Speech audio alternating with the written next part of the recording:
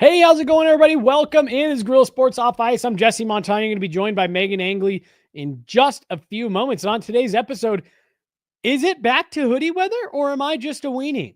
But first, do want to remind you guys about our great friends over at RefiJet. Did you know that you could refinance your auto loan? Well, with RefiJet, you could save around $150 every month, all with just a soft credit pull and zero hassle. Lower payments, flexible terms, even cash back from your car's equity. RefiJet does the work. You get the savings. Start today at RefiJet.com, the faster, easier way to refinance. Hello and welcome in. Please do not leave your luggage unattended on the station.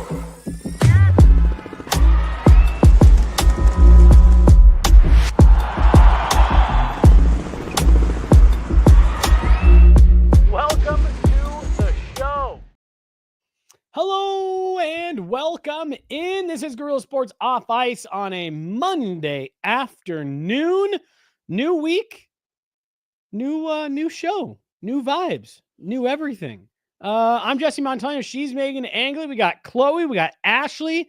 And I think John's back there too. Meghan, everyone just wants to be a part of our show. Aww. How are you doing today on this Monday? I'm doing great. It's been a fun 48 hours for me. Yeah. Hockey heaven. And there's also finally hockey back. Also, you are just a weenie. It's not sweater weather yet. Now, will you at least give me that upstairs in our building is often quite chilly? So I don't sit in the back room.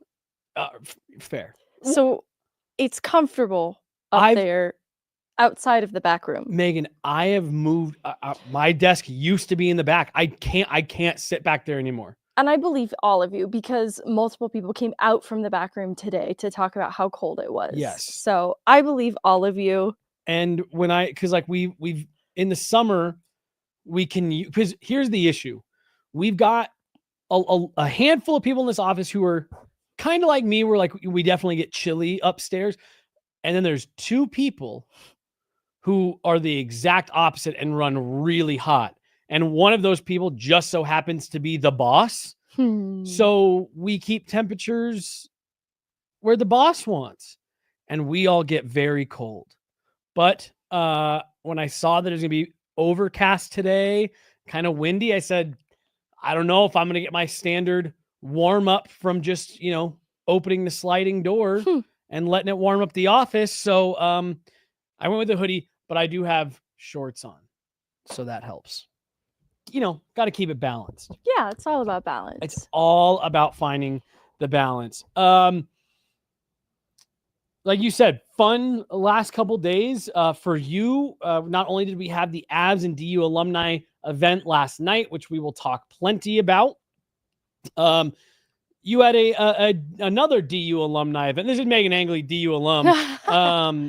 A DU Alumni event that you went to this morning.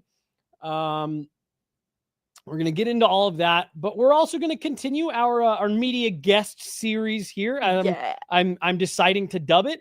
Conor McGahey, the voice of the Colorado Avalanche, will be joining us here in about 25 minutes for the back half of the show to just talk about his perspective on the offseason, what he likes, what he doesn't like, what, just the different moves they've made. And we're also going to talk a little bit about Jared Bednar, as today is the 9-year anniversary since the Colorado Avalanche announced the hiring of Jared Bednar.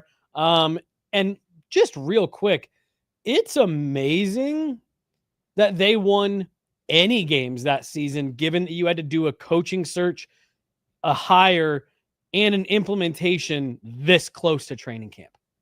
Yeah. Like, does Jared Bednar, I don't even know, like, it was a historically bad season, but like Jared Bednar should even get some credit for them winning at all that season. Yeah, and being able to build lasting relationships with players outside of it because of how bad it was. I think that things could have been, such a bad first impression in that inaugural season that it was irreparable. The relationships, player to coach, and so to have had something of a foundation underneath the rubble of that 48-point season is very impressive in its own right. Absolutely. So we'll talk more about that later as well once Conor jumps on. Looking forward to getting Conor on here. Always a great chat, and the fans love him. He does a great job on the radio doing play-by-play for the Avs. So going to be great to chat with him. But Meghan, let's talk about the event that you were at this morning and the tie that it essentially has to what we saw last night. I imagine that a lot of the guys that you spoke to this morning, guys that you saw out there, I'm assuming there was a lot of them that even if they weren't directly participating in the game last night, they were at least in attendance. Yeah. Yeah. And what was really fulfilling for me that I don't think I really touched on with you is a lot of the players in last night's game were part of my year group at DU. Nice, and yeah. so there's a good amount of familiarity. And also a lot of those players are playing hockey together for the first time in years. And they're getting to do it in DU jerseys, on DU ice. And then, of course, on the Avs alumni side of it, there's Hall of Famers opposite them. Mm-hmm. So the DU side of it, getting to be at the golf tournament, a lot of the same faces from last night, whether they were in the game or around the game, Logan O'Connor, that kind of thing. Mm-hmm. It was just a really fun thing. They do it every year, though, too. So this isn't really new to me, to be honest with you. But it's great to be able to catch up with some of the alumni that do come out for it that you don't get to regularly see, but have exciting NHL careers of their own. I know you talked to Troy Terry, and you can actually find that over on our Guerrilla Sports X page. You can find the full, about 7.5 minutes. Meghan chatted with Anaheim Duck forward and Highlands Ranch, Colorado native Troy Terry. And one of the things, at the very beginning that I thought a lot about last night, because, there was a couple of us in the media talking as the game was getting ready to get started, and they brought guys out for availability before the alumni game last night. And Troy Terry came out at the same time Joe Sakic and Peter Forsberg were addressing the media. And so there wasn't a ton of media to meet Troy Terry, but I thought to myself, as a kid who grew up in Colorado, he probably understands, Joe Sakic, Peter Forsberg, those are some pretty cool faces and names to be sharing the ice with. He talked about that, about the fact that it was really special for him to get to play opposite some of those guys. Just what did he have to say? And your takeaways, Meghan, from not just your event this morning, but what all we saw yesterday. Well, for Troy Terry, having grown up in Colorado, Highlands Ranch native, as you've pointed out, it was two sides that he has appreciation for. And so he obviously loves his program through DU hockey, but grew up admiring players like Joe Sakic, Peter Forsberg himself. So there was no losing for someone like Troy Terry in last night's game. And I think, I asked him if it was a pride point to be representing DU in this game. And really, it was just the competitive nature of hockey players coming through more than anything. Because I think even Scott Mayfield kind of touched on feeling a bit starstruck playing opposite some Hall of Famers. So I think on the whole, it was an interesting event of its kind because this DU Pro Camp happens every summer and players like Devon Taves have been a part of it. Kyle Quincy used to join in on it. And so there's always been this kind of mix of Avs and DU players culturally. But to give them a game experience to play against each other, I think was most rewarding for the players overall to be in that competitive environment with teammates yet again. Well, and I thought what Troy told you this morning was funny, how he was like, it was an interesting dynamic. It was two Denver-based teams that I think a lot of people are fans of both. Or, if you're a supporter of DU, you're probably a supporter of the Colorado Avalanche and vice versa. And I just thought that was a funny thing for him to point out, because you and I went around and we were talking to a bunch of folks beforehand, and there were definitely, and I actually had the thought, there was a lot of people that when we were going through, who do you think is going to win? Oh, the Avs, no doubt. Oh, let's go Avs. Well, we found a couple DU folks, but I was like, I wonder how this is going to be received by fans, like from the cheering standpoint. And what it ended up being was they were cheering for everything, every goal, every save. And I thought that was, it felt like it was fun for me because of what you've heard me talk about a lot with, like, my exposure to the game as a young kid. But now my passion for growing the game and seeing all those people in there just cheering for Colorado hockey. I just loved it. Yeah, because obviously huge applause, standing ovation for Joe Sakic. Mhm. Landy shows up. Yeah, Peter Forsberg got a huge pop. Peter Forsberg, Milan Hejduk scores. It's just Yeah. really exciting, right? But you're hearing roarous applause for Matt Davis too, because Yeah. people have that recent familiarity of the two-time national champion. Mhm. And so everybody was being celebrated, and it was a lot of fun for that reason. Yeah, no, it was great. And I love to hear, like I said, from a guy like Troy Terry just this morning, that it was special for them as well, you know, because I do feel like you see some of these events that you know, teams, organizations pull together from the alumni front, and there's a lot of just like messing around out there. No one's, and not that anyone was taking last night like overly seriously, but you could tell that was a fun night for them. You could tell that was a fun, you know, even for a guy like Troy Terry, who plays opposite guys like Sidney Crosby, Alex Right. Ovechkin, Nathan McKinnon every night. There is just something different about those, you know, legacy guys. Now that in 15, 20 years, yes, the current era of NHLers will have that same thing. But like, you got to play against Peter Forsberg while he was wearing an Avs jersey in Colorado yesterday. Like, And that's I pretty thought, awesome. like, Reinprecht and Dan Heino are in peak physical form, giving these youngsters a run for their money. And I have to imagine there's something that those young players get excited about in seeing that. Like, that is their future. Like, John Michael Lyles Yep. one time told me, all roads lead to beer league in the end. And I think what's also true is all of these players will always be hockey players to their Yeah. core. And I think this gives them a little bit of an avenue after their playing careers to still find ways to do things that they love in a competitive setting. And everybody was a little bit giggly talking about the third period last night, because it was clear that both sides were locked in at that point, and it got really competitive. And I think that's where the true nature, that innate hockey instinct, took over for everybody, and it made everything so much more fun. To be my brother-in-law is a professional cyclist, and I remember years and years ago when I first met him, did you ever have a Wii, Nintendo Wii? I wasn't born. They had those like series of games that worked with like a balance board. It was like meant to get you more active, but there were some really fun games on it, like tracked high scores and all that stuff. And there was one night where my now brother-in-law, I saw him get hyper competitive on like someone knocked him off the high score, and he stayed up like till like 4 a.m. trying to get it back. And that was, I remember, my first like real exposure to like, oh, not only is there a different like talent level and like there's a different competitiveness level to professional athletes, let alone athletes like, you know, that climb to the heights that guys like Peter Forsberg, you know, Joe Sakic, Dan, you know, Stanley Cup champ, like that's a different level of competitiveness. And that's always my favorite part of games like last night or all-star games. And like they all start off, oh yeah. Kyle Quincy like dropped a shoulder into somebody. As like the Avs alumni fell behind by like 2 or 3. It was Gabe Levitt. Yeah. And I was just like, oh, okay. And he, you know, kind of made a joke once the guy was down on the ice, but I was like, that was instinct taking over there. It was, because they love each other. That's the like accountant CPA Mhm. for the alumni group that he bowled over. Oh, so no. they know each other very well. But there's a huge size difference between the two players that instinct took over for Quincy, but the acknowledgement of what Gabe Levin is and size, just, it's an unfair battle.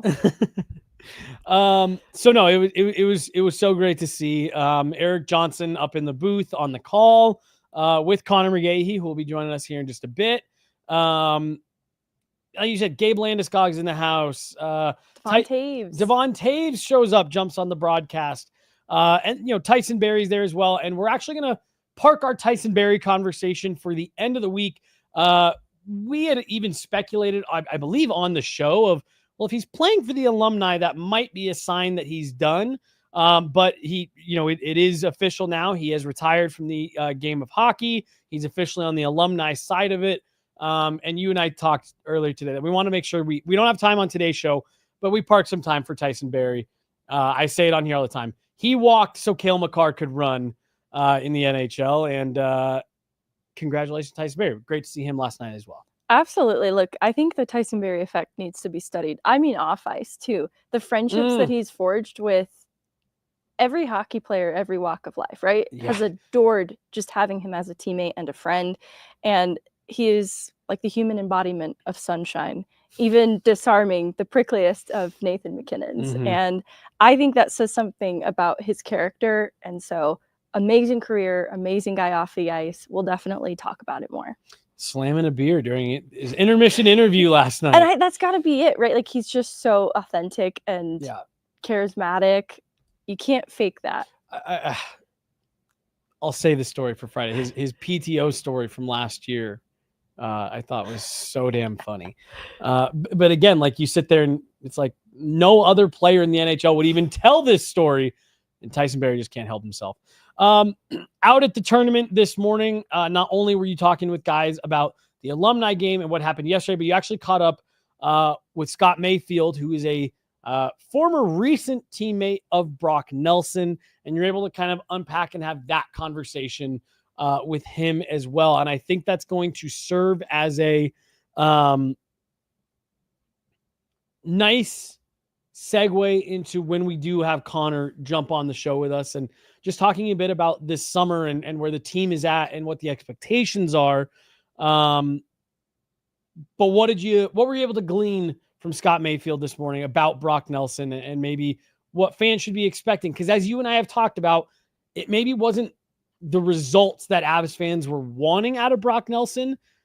I think there was a lot of positives that you could take out of what we saw from Brock Nelson. But after your conversation with Mayfield, what are you expecting out of Brock?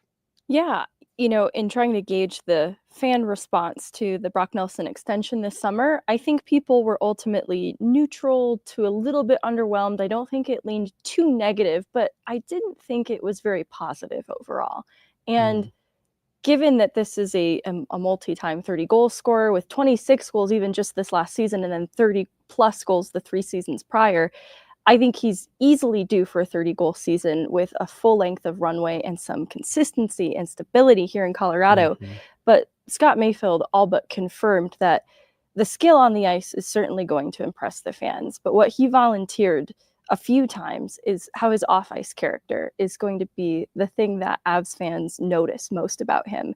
And I found that really interesting, because when you do have such a prolific goal scorer as recently as these last few seasons, if the character is the thing that's sticking out, one, it points to a really good cultural fit and why this contract, this extension, just feels right. And I know because of what they gave up in the trade, that also helps to make it feel a little bit better. But I think people are underestimating the, one, offensive impact that Brock Nelson can have on this team. Two, the cultural add in being such a great teammate and a leader. It left huge holes to fill in, the Islanders lineup when he left. And I think giving him some time to stabilize and then allowing that skill to shine through that we've seen consistently over these last few seasons, I think Avs fans are going to walk away from this year feeling a real different attitude toward Brock Nelson and what he brings to that 2C position. Well, and I think we saw, and again, maybe that was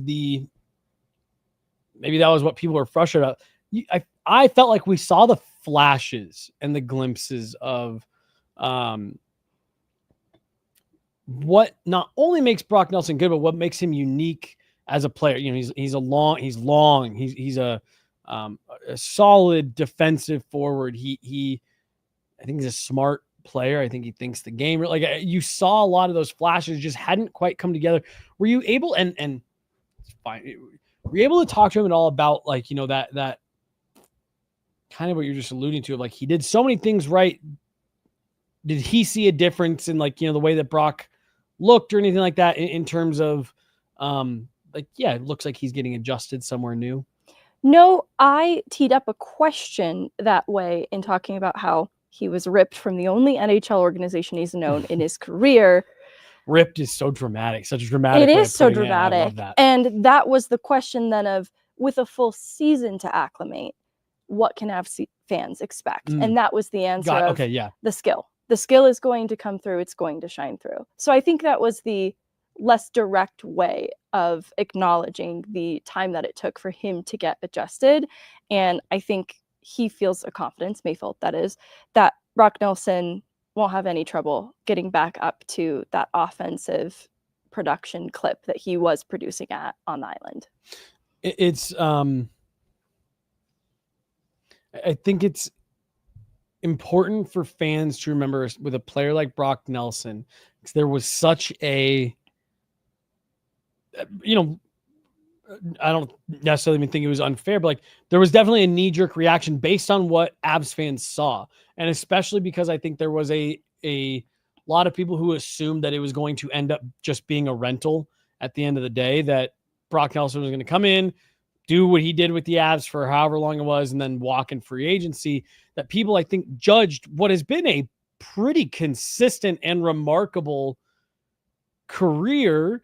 And to me, it's underscored by the fact he's going back to USA's orientation camp for the Olympics. This is a guy who just played for Team USA at the Four Nations, is a legitimate contender to be on the Olympic roster. Like, Brock Nelson is a big body of work in his career that says this is a home run second line center for the Avs. And I think it's good to hear the perspective from someone who was with him, not just for 8 weeks from trade deadline to the end of the playoffs. Well, in looking at some of the numbers in his career to date, and even from the playoffs, in his possession numbers, this as a regular season was a top 4 for him, 5v5. And you look at the possession numbers from the line in the playoffs when Landeskog was added to it, and they played about 42 minutes together with Nichushkin, Landeskog, Brock Nelson, and it was a 63.04 Corsi for percentage at 5v5. 18th in the league in takeaways this last season. That's among defensemen and forwards. So one of the high energy forwards that, in talking about that length and that reach, that is stripping the puck from other players. And I talk about that in some of the smart defensive reads that Brock Nelson has, that I think a credit to his defensive game that doesn't always get talked about. But then going back to those 30 goal seasons, the seasons prior to this last one, nearly getting to the 30 goal mark, even with the trade happening this last year. And then, of course, 27 goals in 78 playoff games to date. So I think his playoff experience points to better results in the future too. This was a very small sample size, but that's a much bigger one. And those are pretty compelling goal scoring numbers. The production, I think, is something with Brock Nelson in terms of what I'm expecting to see out of him this season. I think the production is going to end up becoming one of those, like, wow, he does all this other stuff well, and he produces at that level. Like, I'm really anxious to see a full summer of him knowing that this is where he's going to play. And then, the majority, at least, of a full season playing alongside guys like Gabe Landeskog and Val Nichushkin and Arturi Lehkonen. And I think you threw out something really interesting last week. I believe it was when we had Evan on, of could him and Marty Netchus find some chemistry playing next to each other and kind of give you that second, zone entry option on the, on that second line. Like, I think Brock Nelson is going to become a really useful player for the Avs in ways that go beyond just the production, which I think is where I know I spent a lot of my focus when the Avs acquired him. And I think there's a lot of fans that, look at that and say, wow, 30 goal scorer, 28, whatever. I think the production is going to be something that kind of comes in addition to, because I think Brock Nelson is going to give the Avs some quality minutes this year. I think it's a great call out that the production is certainly the step forward that we can observe in his game, but I think we'll also see the two-way game be a strength of this team. In D-zone faceoffs in the playoffs, he was 53.7% at the dot. And I think when you saw the overall additions down the middle with Coyle, Drury, and Nelson, and of course McKinnon at the top, the Avs were a better defensive team by the end of the regular season. And so that's the other part of Brock Nelson's game that I think we just began to see. And it's because what he's going to do at the faceoff dot, for example, is probably not going to wow you. It's going to be a steadying presence, but that was certainly needed in crucial moments in the playoffs. And imagine then the result if not, right? If he had not had so much success in some of those D-zone starts. And it's not something you want to take for granted either. You want to be thinking of the ways in which that improves the bottom line for the Avs as well. And so I think the goal scoring is going to be the thing that really is going to pop off the page, but the intangibles of his game that strengthen them defensively are going to be another piece of Brock Nelson. Well, I mean, how often do we talk about that too with Nazem Kadri, of what made him so effective on that second unit wasn't just that he was able to, produce the way that he was able to, but that he was someone that the Avs clearly felt comfortable going out there, taking difficult matchups, being someone who could shut guys down, and just being that, little bit more defensively responsible type center that is different than what Nathan MacKinnon gives you. And I think that is through the different guys that they tried since 2022 to fill that lane of second line center. I did feel like one of the issues, and we talked about it at length with time, was with Casey Middlestat, of like, yeah, he could be a great 2C, but he's really got to develop that second part of his game in his own end. Right after, when it was the, can Alex Newhook ascend to be this second line center? It was, that's a lot of ground for a young player to cover, and having to, not only focus on what you're doing in the offensive zone, but become a defensively responsible center. It's tough to play in the middle of the ice. The fact that the Avs have someone in Brock Nelson who, not only do you feel more confident in what he's done as a player, just the maturity and just being I think I saw someone say, he's a veteran, like through and through. That has to give you a little bit of, he's made of pure veteran sauce. Like, we talk about Jared Bednar needing to trust guys. I think Brock Nelson's going to be an easy guy to earn his favor. Stable, trusted. I think, we've seen versions of the Avs where the second line is not trusted. They haven't found that right piece down the middle, and they lean heavily then on that top line. I mean, we even have seen it going back to this season where like 75% of the goal share over this 20-game stretch was just the same five guys, the three up top and the two on the top of the pair there. And so it's important to have a second line that works. Obviously, a healthy Gabriel Landeskog really influences moves the needle. The kind of year that Brock Nelson is going to have, but Brock Nelson in his own right also has a say in that. And I don't think we've really scratched the surface of what he is as a player in Colorado. Well, and you know who, and I know why we haven't spent a ton of time talking about him this summer, but that I think could have a big impact on Brock Nelson is Val Nichushkin.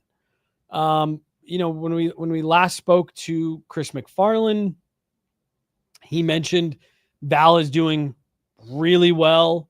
We were checking in with him. He's having a great summer. He's feeling great.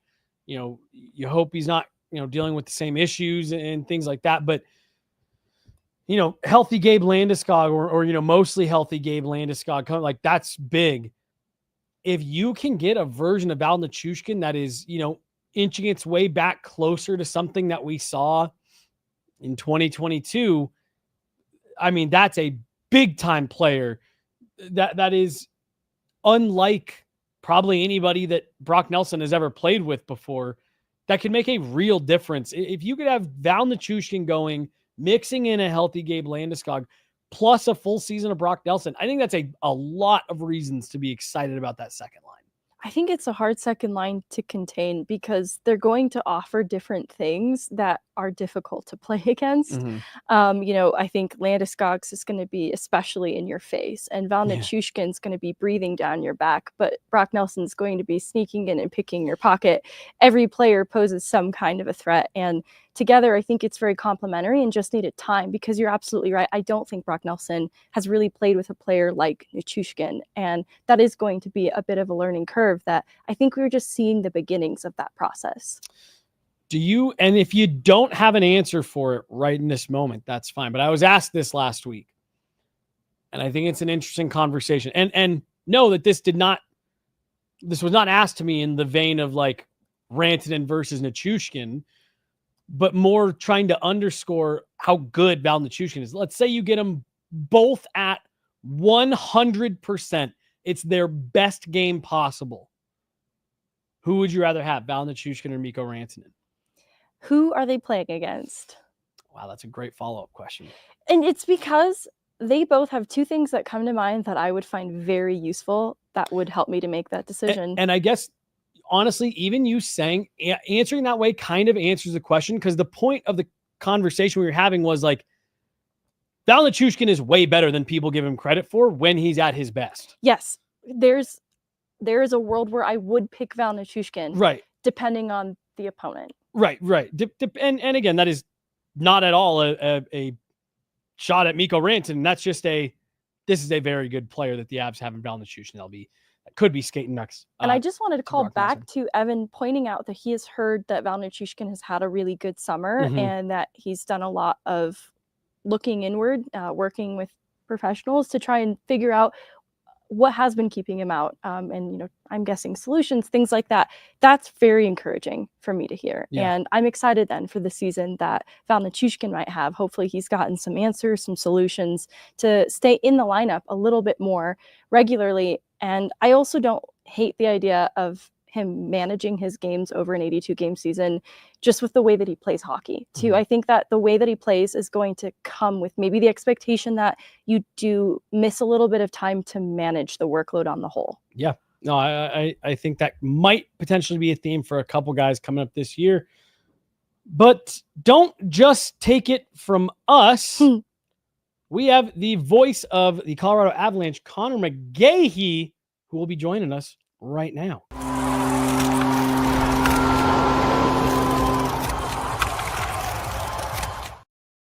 He is the voice of the Colorado Avalanche. You hear him on 92.5 Altitude Sports Radio, and one of my favorite guys just to chat with around the rink. Conor, thank you for parking some time. How you doing today? Good. How are you guys? Good. We're great. We got to be back at the rink last night, and I get that's just where we wanted to start. I grew up, watching those the legacy guys, Forsberg and Sakic and Hejduk. For you, Conor, how cool is it to get to say Forsberg to Hejduk? Just some awesome names. I'm sure you weren't sure if you'd ever get to call. I mean, it was fantastic, and there was only one way to have them play, and that was together. And I'm talking to Riker and Johnny Mitchell afterwards. They were both like, I just want to give both of them the puck. Right, that's all I wanted to do. Is like I have to stress. My entire night was based on getting Milan Hejduk and Peter Forsberg the puck, but.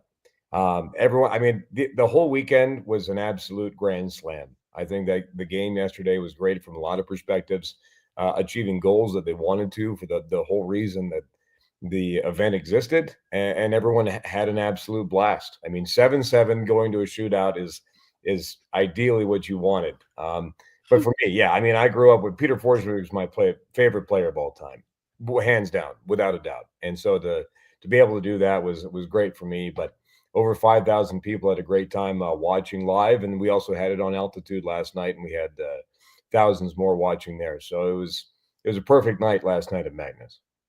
No, it was. It was great, and everything that DU did, you guys did a great job. You and Kiefer and Riker getting all that stuff pulled together. It was a great event. We had a blast, and we told ourselves we had to put a time limit on ourselves talking about it on this show. As we were, doing the first half of this, the whole show about it. I could do an entire show on that game last night. How was EJ in the booth? How was having him up there with you? Sometimes you can tell that people just have it and are naturals, and Eric Johnson is a natural. His timing. I've worked with people before where you have to, poke them, be like, okay, you can talk now. But EJ, obviously, as you know, has never had a problem with that. But his timing was very good, and the relationship between play-by-play and an analyst is all about timing. When do you jump in to play? How long do you have a comment for? And I thought for his first broadcast ever, it was really, really, really good. And so he had a blast doing it, and we got, he got nothing but positive feedback. There's some, I always get some, which is good. I like some negative feedback. It's solid. But EJ was he scored 100% last night, so it was solid.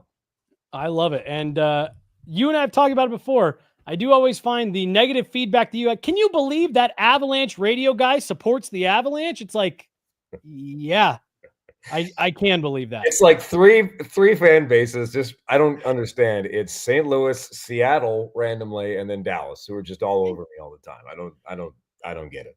We had a comment earlier in the show saying, ask Conor what his 5 least favorite things are about the Dallas Stars. And I said, that will be its own show. We'll do that later in the year. I don't hate them. They hate me. I don't know why. I don't get it. Conor, Meghan went out to the DU alumni golf tournament this morning, and she caught up with Scott Mayfield. And I'm sure you heard a little bit of what we were talking about there, but you know what Brock Nelson has the potential to bring to that second line for the Avs. You know, we saw him with Gabe and Val Nichushkin last year. And I guess let's start with the Brock Nelson deal, but they get Brock Nelson locked up for a couple years to be that second line center there.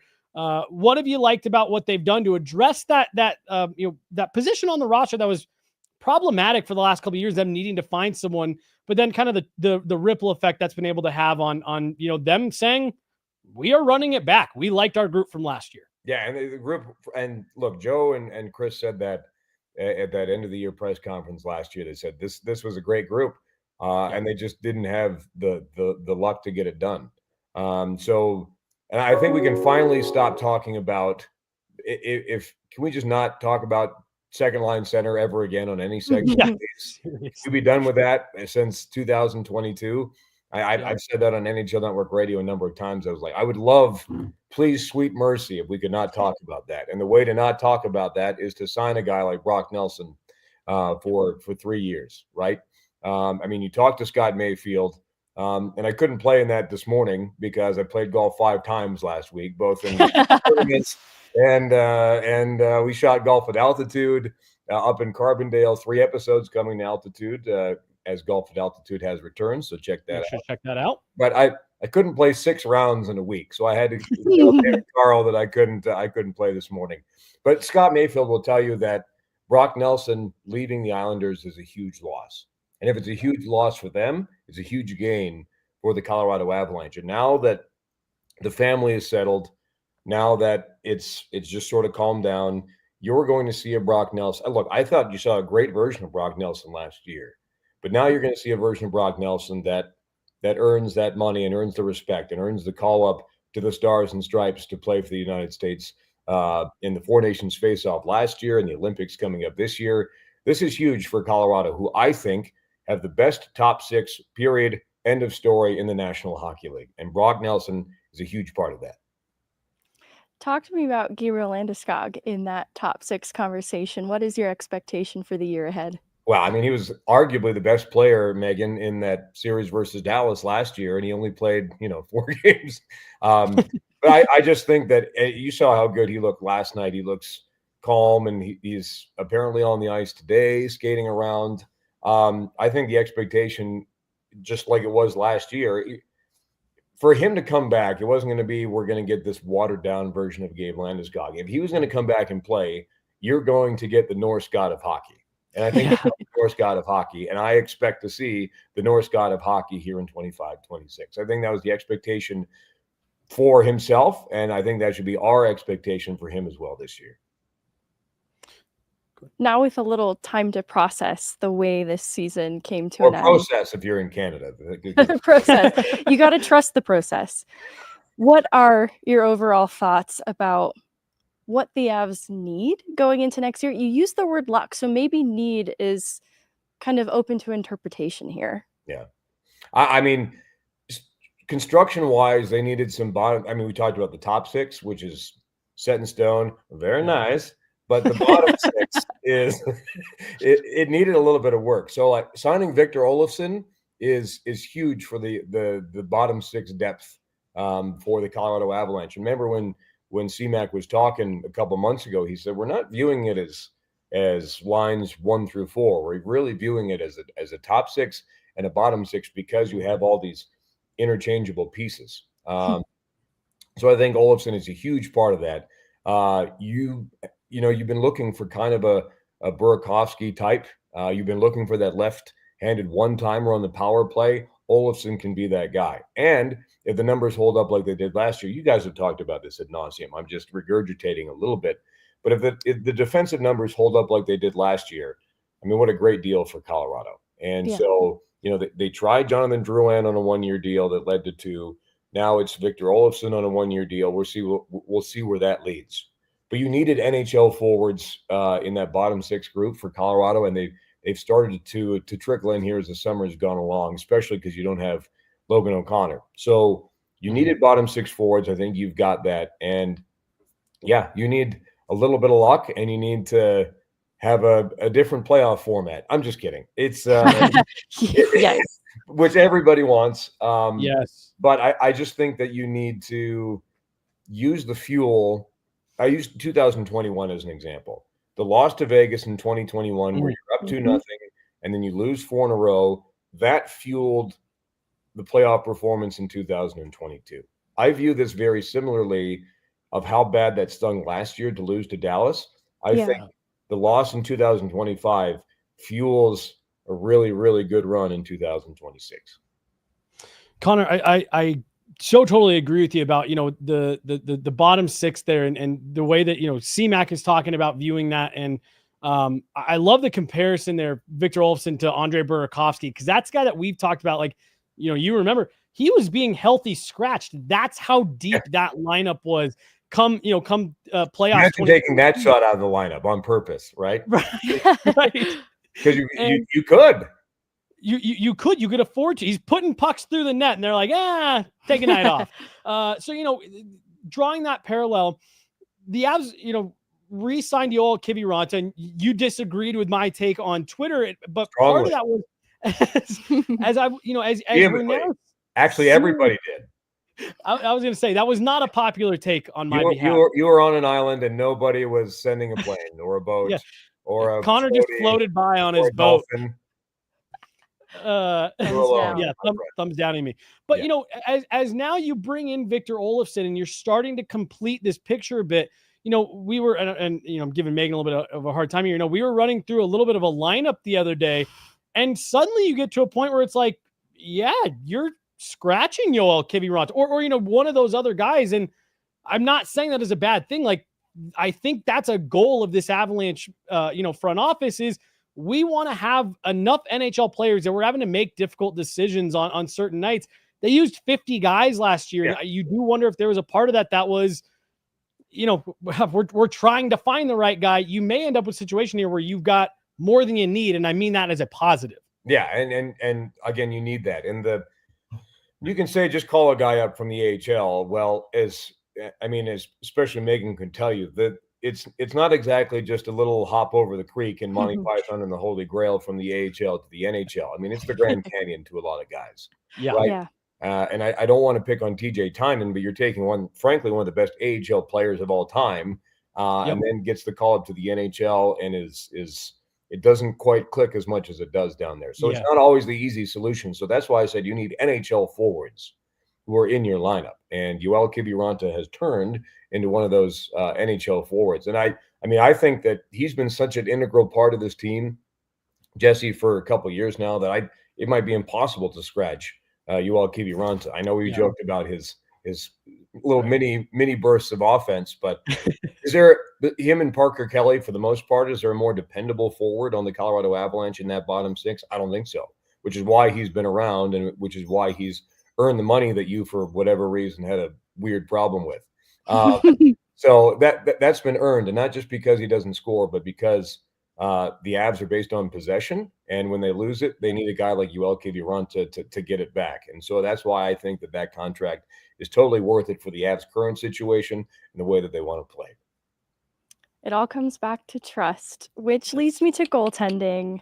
I want to know if Mackenzie Blackwood won you over in his playoff performance. A lot of people wondered what he'd be like in the postseason. I mean, you knew, Meghan, that, again, it's like we were talking about EJ in the broadcast booth. Sometimes you can just tell that guys have it. Like Mackenzie Blackwood, I think, has it. It's a tough little. Sorry, I'm just keeping an eye on Rocky, the wonder dog here. No, we are. This is a dog friendly pod here.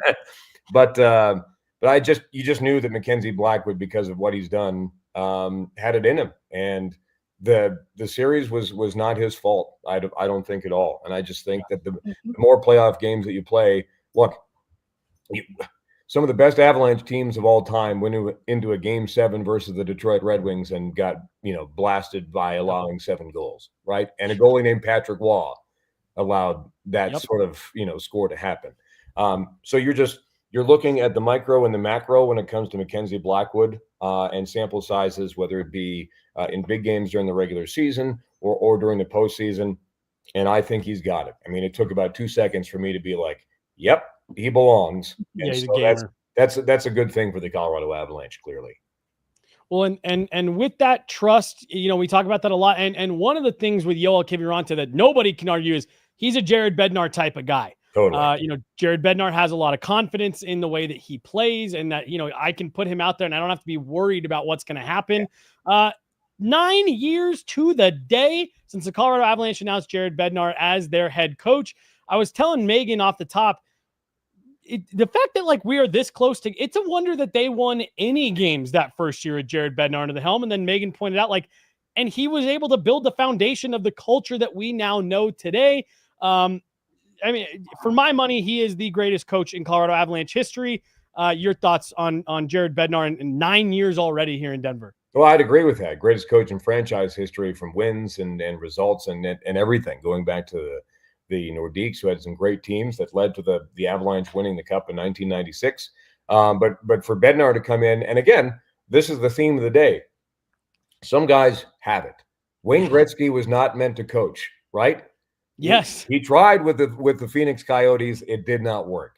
Jared Bednar, by his own admission, was not the best player. Could throw him, could play a little defense, but he's an East Coast player.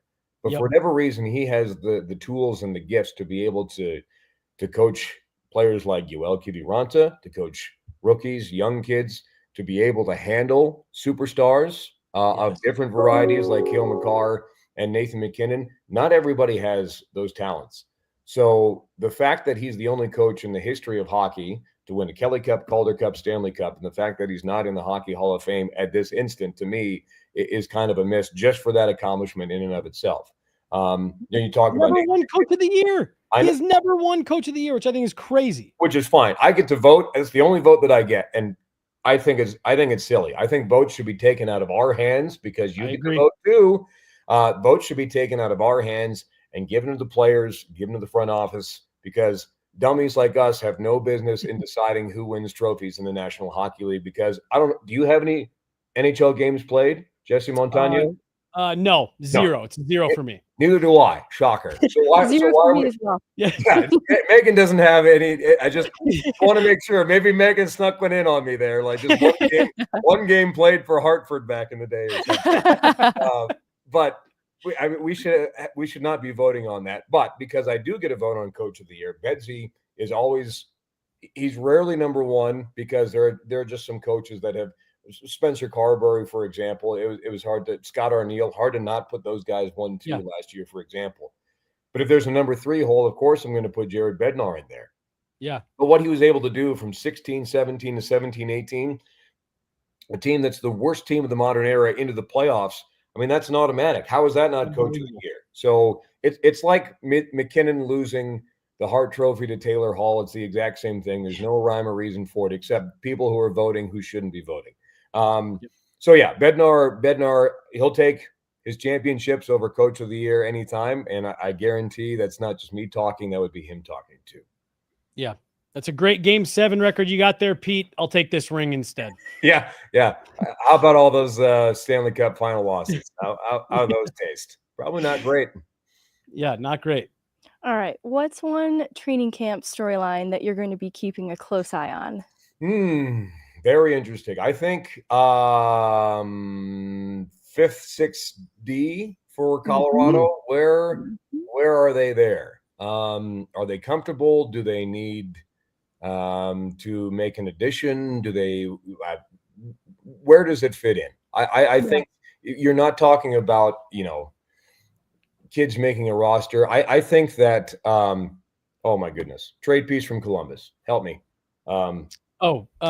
Gavin Brindley. Thank you, Brindley. I think Brindley's fascinating to watch because despite his size, there's a lot of people who say he's really tough to play against. And what was the theme for the 2022 Stanley Mhm. Cup Colorado Avalanche? Yep. They were tough to play against. And I think Brindley will be the one that I'm looking at because remember, that was a big piece of the system in Columbus. It really was. Yeah. So Brindley will be get probably both of my eyes because I'm not a chameleon. I love it. He's a little honey badger. Well, and I mention it all the time. Nico Sturm, when he got to Colorado in 2022, said, I'm going to be hard to play against. And not in the sense that I'm going to put somebody through the glass into the third row, but I'm always going to be in your hip pocket. I'm going to be on the forecheck. And so, yeah, if you can, get a couple players that are like that, I think that moves things forward for the Avs. Connor, we're going to let you go here, but we did get one super chat in. If we can get that thrown up. Do you have any pull in Bednar getting his hair cut? I'm lucky enough to get to interview him every game.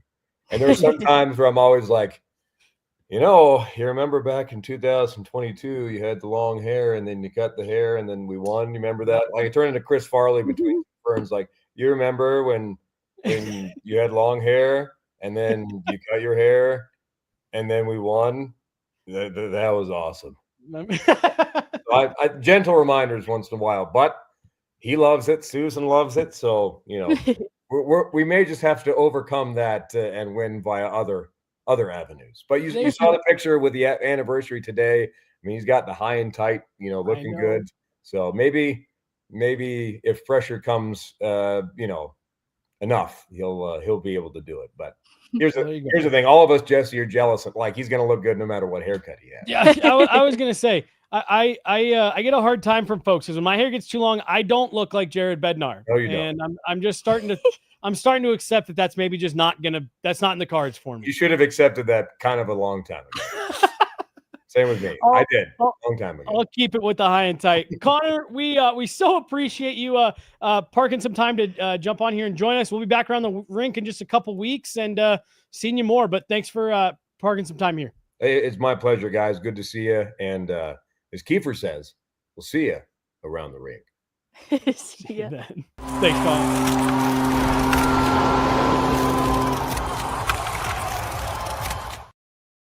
All right, that was Conor McGahey, the voice of the Colorado Avalanche. Always a pleasure to chat with around the rink and was, just always great to have on the show. So big thanks for stopping by. He's a riot. And he's one of the people that I give Moj a hard time because he's so much more silly in real life. He's very buttoned up in the broadcast. Connor, I feel like what you hear on the radio is pretty similar to what you get Connor IRL. Oh, yeah. We did have one other super chat that came in during that interview, and it was vaguely sober. What? Some Kivy love. You didn't want Connor in on Kivy. Hitting those money lights. We love it. And again, I do genuinely feel this way, not just because we were talking with Connor. When they signed Yoel Kiviranta, what was the thing that you and I talked about of they still need to be addressing what's happening, further up the lineup as they've continued to do that. Like I was mentioning to Connor, they're like, suddenly you're back to feeling good about this depth. And now suddenly you've got, you're potentially in a room where you've got an extra guy in Yoel Kiviranta. I believe it was you who drew the parallel to Burakovsky last week. He does it again here. And if that's the role that you could get a guy like Olofsson to settle into, you're feeling much better about this bottom six. Oh, absolutely. Victor Olofsson changed my feelings about the Yoel Kiviranta signing, or I should say completed my feelings, because I always knew I had to reserve judgment until the other part of this came through. And I still don't know what the bottom six looks like. I love that Connor talks about it as just the bottom six, this kind of blended whole unit, because it will be mixed up, without Logan O'Connor in the picture and with Jack Drury probably moonlighting as the 3C, at least for right now. There are going to be lines that we see at the start of this season that we never see again. And that's all the fun. So I'm excited to see it. And honestly, I don't know where Kivy fits in May, but I'll be curious to see it, because in my projected lineup, I was omitting him by accident, and I just wanted to put Matt Steinberg in the lineup. It was really my love of prospects won over my like of Kiviranta. And so I don't know what his fit is in the postseason. I still go back to that Winnipeg series, and I sound annoying at this point, but I didn't dislike that line with Wood and Colton. But what that line was is probably different from what this team needs moving forward, seeing how hard it is to come by scoring with how solid defensively teams are, especially like if the first round matchup is a team like a Dallas. Mm-hmm. The margins then for scoring are going to be so thin because these teams are not going to allow you to do very much. And so any offensive edge that you can give the whole of your lineup might matter just a tiny bit more to get you out of the first round. You're still going to want the grinders, the blue collar habits type players, but I think you needed the Victor Olofsson. That's the end note, right? You needed the shooter, the pure goal scorer to add to that bottom six. And you and I have talked a lot about that middle six, which comprises portions of both. And I think having a guy like Victor Olofsson, to the point you just made a minute ago of the relative uncertainty of availability for the first, let's say 6 to 8 weeks, with a guy like Logan O'Connor, with the potential load management of a guy like not only Gabe Landeskog, but as you were mentioning right before we chatted with Connor, potentially Val Nichushkin as well, to have a guy like Olofsson that you can move around a bit. You can put him on a line with, Nathan McKinnon for a game or two, if that's, what it calls for, the situation calls for. He can be a power play guy for you. Like he gave you some versatility there that, again, when the Kiviranta signing first happened, what you and I both acknowledged of like Kiviranta, not the problem. You needed someone like Olofsson to fill that role so that you could feel more confident about having guys like Kiviranta and Parker Kelly and those types kind of funneling in behind there. And I think to the point that like we're already getting into these, like, all right, well, if this is the group come May, maybe plus one more addition at the deadline, like, you're in some tough conversations, some tough decision making. And I think that's exactly what the Avs are going for. Absolutely, because this isn't close to fully complete, but it's still really good. They're ready to start the season with this lineup. I agree. But they're not ready to start the playoffs. Yes. And they don't need to be come October. Right. And I've had people, that I've talked to in the past that say, hey, there's no rule that says your roster has to be finalized by the first day of training camp. Hey, it's all right. You can't win the Stanley Cup before Christmas. What did the Avs talk about in 2022?